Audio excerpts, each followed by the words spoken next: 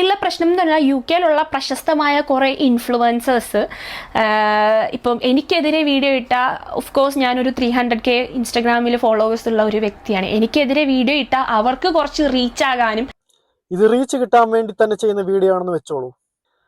ചില ആൾക്കാർ എന്നെ വിളിച്ചിട്ട് ചോദിക്കുക, എനിക്ക് നീരജോട് എന്താണ് പ്രശ്നം, അല്ലെങ്കിൽ ഈ ബാധിക്കപ്പെട്ട ആളുമായിട്ട് ഞാൻ എന്തെങ്കിലും പേഴ്സണൽ റിലേറ്റഡ് ആണോ, എന്തിനാണ് നിങ്ങൾ ഈ ബിസിനസ് വീഡിയോ ചെയ്യുന്നതിൻ്റെ ഇടയ്ക്ക് ഈ ഒരു വീഡിയോ ചെയ്യുന്നതെന്ന്. ഒരു മനുഷ്യൻ വിശപ്പ് താങ്ങാൻ വയ്യാതെ ഒരാളെ വിളിച്ചു.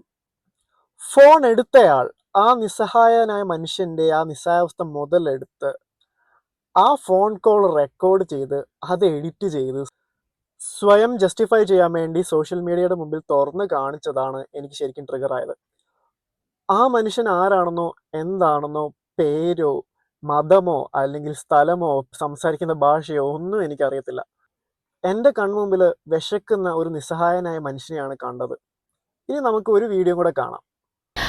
അതുമാത്രമല്ല, ഇനിയിപ്പോൾ അങ്ങനെ ഒരു ഇൻഫ്ലുവൻസേഴ്സ് വീഡിയോ ഇട്ടാൽ പോലും അതിനെതിരെ ഞാൻ പ്രതികരിക്കും, കേസ് കൊടുക്കും. UK റൂള് വെച്ചിട്ട് ഇങ്ങനൊരു ഒരു വ്യക്തിത്വത്തെ ഒരു നല്ല നിലപാടല്ലാതെ ഈ ഒരു വിശക്കുന്നവന്റെ കൂടെ നിന്നതിന്റെ പേരിൽ ലീഗലോ ഇല്ലീഗലോ അതല്ല, ഇനി എൻ്റെ തല തന്നെ പോകേണ്ടി വന്നെന്ന് പറഞ്ഞാലും ഞാൻ പിന്നോട്ട് പോവില്ല.